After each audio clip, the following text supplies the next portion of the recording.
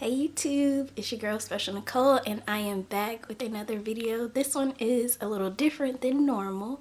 Today we are going to be doing a beginner friendly full glam makeup look. Yes, if you didn't know, I began my I wouldn't say influencer journey, but influencer journey doing beauty related things. So I have a beauty blog. If you haven't checked that out, check it out in the description box.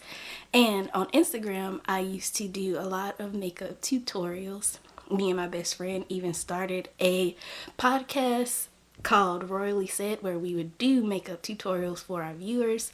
And today I thought, why not give you all a full glam, beginner friendly makeup tutorial. So if that's something you're into, keep watching. We're about to get into the tutorial now. A quick note on my hair, what you see is a twist out from me putting a bunch of mini twists in my hair. I will put a picture in now so you can see what it looked like. I wore it like that for a couple days, took it out, and now this is probably about 2 days later after taking the twist out. The definition is leaving, but the volume and length is there. So just want to give y'all a little quick spill on my hair. Now, before you do your makeup, always lay your edges first. Lay your edges first. So that's what I'm about to do. And then I'm going to do my brows and then we will get started. Brows deserve their own separate tutorial, so I will not be doing that in this video. I will do a separate tutorial for you if y'all want about brows. Eyebrows are done. So now let's get into the face. First off, you need some type of primer before you apply your makeup. Also, make sure your face is clean. So I do my entire skincare routine as I would on a regular day, including adding moisturizer and sunscreen. And then I add my primer all before I add the foundation. It'll give you longevity throughout the day. It's also taking care of your skin and protecting it from all these products that you are adding on top of it. So today's primer, I am going to be using the Smashbox Photo Finish. I'm also having a little breakout, the ghetto. Alright, so another trick to get your foundation to last a little longer, especially if you have oily or combination oily skin. If you don't, if you have dry skin, I would not recommend. But if you have combination oily skin, I suggest adding a loose setting powder on top of your primer that's kind of close to your complexion. I'm going to be using this Maybelline Fit Me loose setting powder in the shade Deep. I'm just going to take my sponge and pat it in. Alright, so now we're ready for foundation. So the whole time I thought I was recording and I was not. So backtracking, I'm going in with Becca 24-Hour Ultimate Coverage Foundation in the shade Espresso. I took a pump and a half and I applied it to my face. I could probably use some more, but I'm gonna go ahead and blend this out first and then I'll build up. Because the key with applying foundation and not having that cakey look is using it a little over time and then building it up if you need more. Another tip is to pat in the foundation. It gives you a nice smooth finish. Ooh, these little pimples is ugly. And then also have a clean brush. My brush is not clean, but don't even worry about all that. Don't worry about that stuff. So yep, just pat it in. I'm gonna add another little half a pump.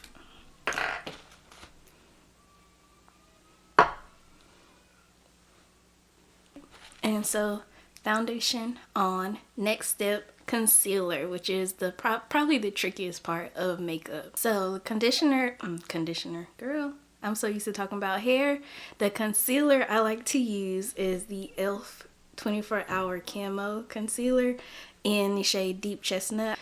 Picking out concealer, you don't want to go too bright. You want to go 1 to 2 shades brighter than, ignore that, that's eyebrow stuff, brighter than your foundation shade. So you see this is not too bright, it's just right.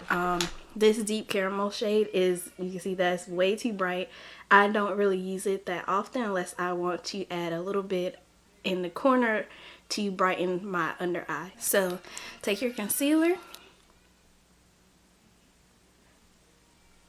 and you'll just apply it right underneath your eye.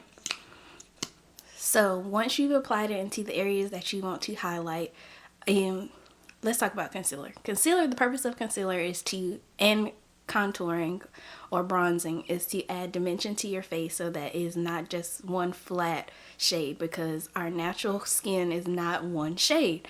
So you're bringing dimension back into your skin and creating a more balanced look. So applying it under your eyes, above your lip, your nose, forehead, and chin, and those are usually the usual areas that you apply in concealer. So the key to concealer is to let it dry down a little bit before you blend it out. So I'll let it sit for a few seconds. This 16-hour camo is more of a matte finish, so it doesn't take long to dry down. So I don't let it sit too long, because then it might be hard to blend. But I'll let it sit for a little bit, and then we will go in with a damp beauty blender. Actually, I'm gonna use this one. Damp beauty blender, and we will blend it out. Go ahead and take this damp beauty blender, and we're going to tap just like we tap the foundation. And you want a seamless blend where you can't really tell where the foundation ends and the concealer stops. You don't want to have an edge around the concealer area. You want it blended in really nicely like this. Also, with your beauty blender, you don't want to get it too damp, because then it will pick up your foundation or your makeup, and you don't want that. And you want to really push this in and look up to get those creases. And boom, we are all blended and smooth. And yes, that is basic foundation concealer application. Now you want to set. So we're going to take our loose setting powder. It's the Laura Mercier, and I think this is Honey translucent powder in the shade Honey. So picking out your setting powder definitely makes or breaks your makeup look. There are 3 things that's going to make and break your makeup look. It's going to be picking the wrong foundation shade, picking the wrong concealer shade, picking the wrong setting powder shade. And with shade, I also mean tones. If you have questions about picking out the right tone and foundation shade, please ask them down in the comments, and I will create a video on that for y'all. But yeah, so here is this. Do you see this is like a warm yellow? It's not bright white. The camera's probably flushing it out, but it really is like a yellow shade. You're gonna take your sponge. I use the same one that I did the concealer with. And what I do, this will also help prevent flashback.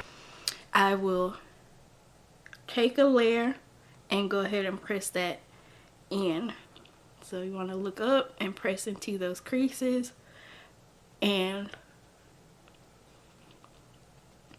press it in. Now I will add a thin layer. It's not really baking, but I'm pressing it here to protect my face because I have to do my eyeshadow. Go ahead and do your nose, forehead. Like I said, everywhere you apply foundation.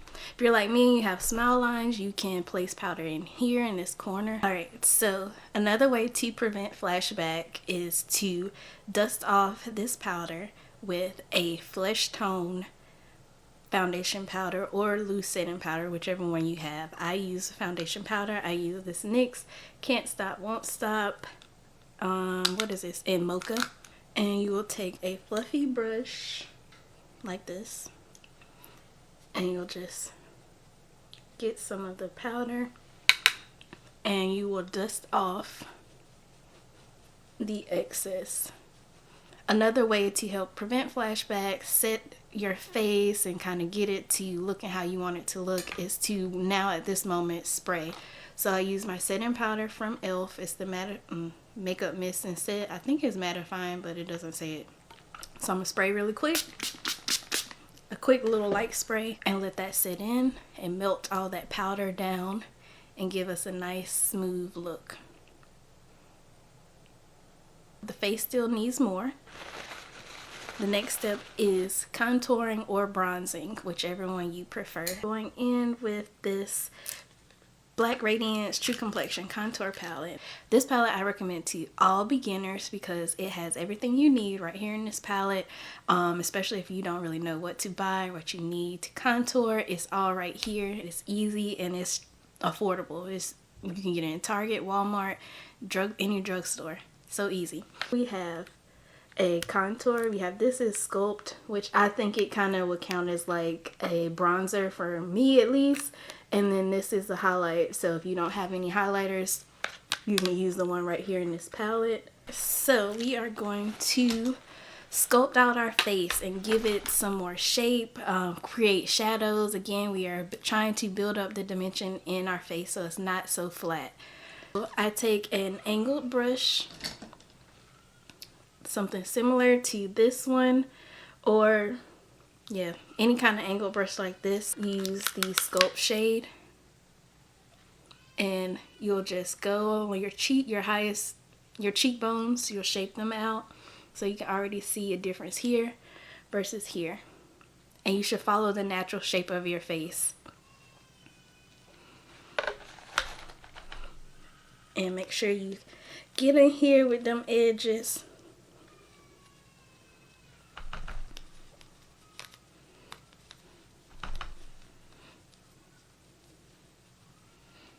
And also show attention to your nose. So in order, the trick to a nose contour is a light hand for one.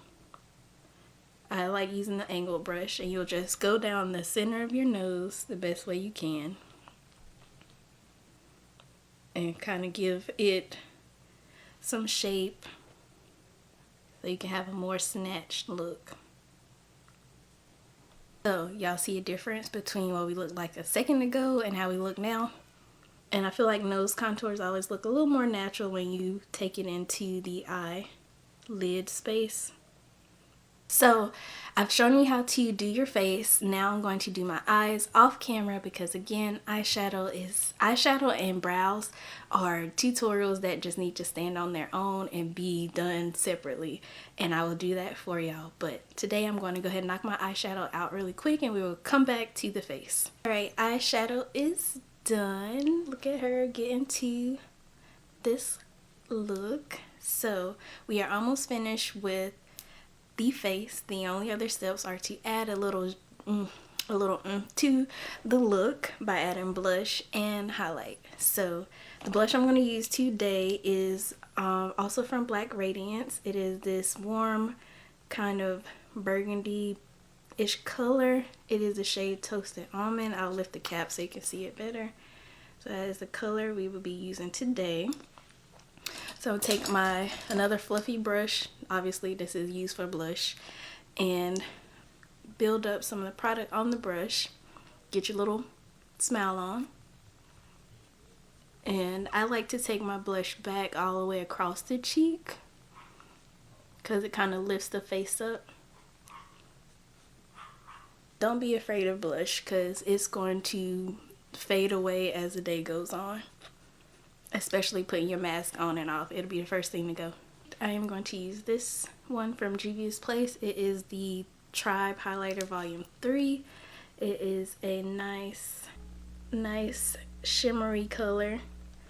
Not too bright, just enough. I don't really like a lot of highlight, so I'm just going to tap right above that blush. I wish this was like more gold. It's giving off silver. I don't like that.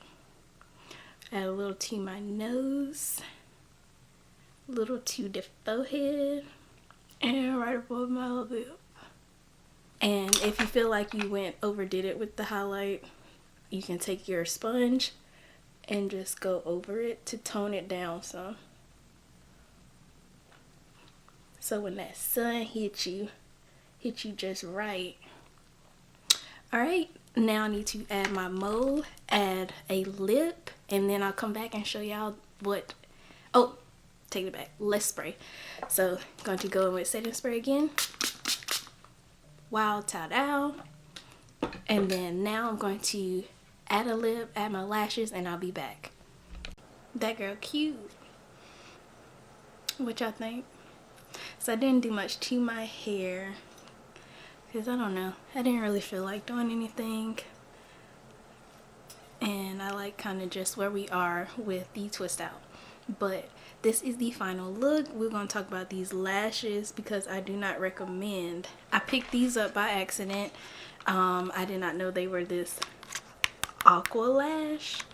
Like, who asked for that? So it's supposed to be you just apply water. It says no adhesive needed, dip and apply into the water. She coming off and she not sticking. And they look childish. Like, where's the rest of the volume? But if you are a beginner and you need some help putting your lashes on, I think this would be a good way to practice and see how you can apply it without worrying about adding glue. They don't work for me, but whatever. I just wanted to share that with y'all.